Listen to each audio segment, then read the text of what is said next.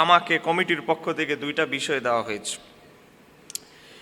একটা হচ্ছে শিয়া আর একটা হচ্ছে খারেজি। এই দুইটা ফেরকা জাহান্নামী দুইটা ফেরকা। এই দুইটা ফেরকা আমাদের সমাজে ছড়িয়ে ছিটিয়ে আছে।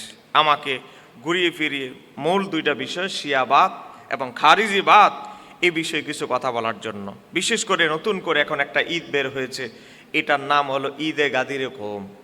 ডোল তবলা নিয়ে নারী পুরুষ নিয়ে দোল তবলা নিয়ে নেমে যায় ঈদে গাদির কৌম নাম দিয়ে একটা ঈদ বের হয়েছে।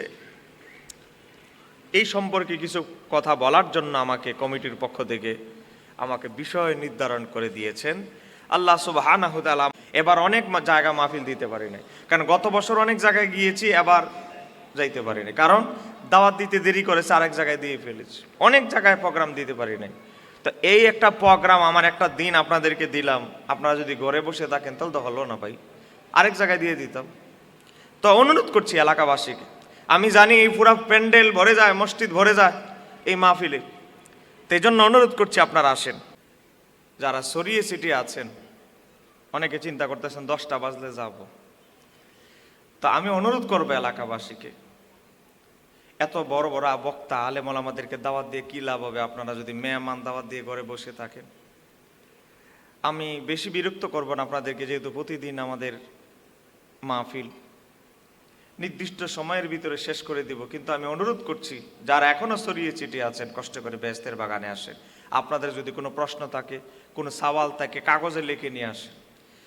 কারণ আমরা আহলে সুন্নাত ওয়াল জামাত পালানোর জাতি নই, পালিয়ে যাওয়ার ভয়ে, বাতিলদের ভয়ে পালিয়ে যাব, এটা আমাদের নীতি নয়, আদর্শ নয়। কথা কানা কেন ঠিক কিনা?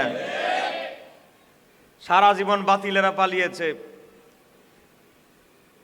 তো আমি অনুরোধ করবো এলাকাবাসীকে, একটু আসেন, আমাকে গুরুত্বপূর্ণ একটা সাবজেক্ট দেওয়া হয়েছে। এই সাবজেক্টের আমি বিষয়ভিত্তিক বয়ান পছন্দ করি।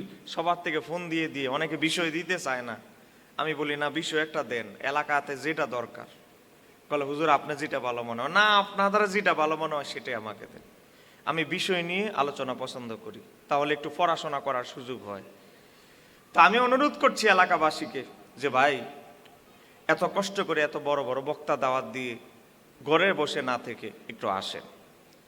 আল্লাহ সুবহানাহু ওয়া তাআলা প্রত্যেকের যারা মাহফিলে আসার নিয়ত করেছে প্রত্যেককে মাহফিলে আসার তৌফিক দান করুক। জোরে বলেন আমিন। আলহামদুলিল্লাহ আলহামদুলিল্লাহি ওয়া কাফা আসসালাতু ওয়াসসালামু আলা ইবাদিহিল্লাযিনা ইসতাফা খুসুসান আলা সাইয়্যিদিনা ওয়া হাবিবিনা ওয়া শাফিঈনা মুহাম্মাদানিল মুস্তাফা সাল্লাল্লাহু আলাইহি ওয়াসাল্লাম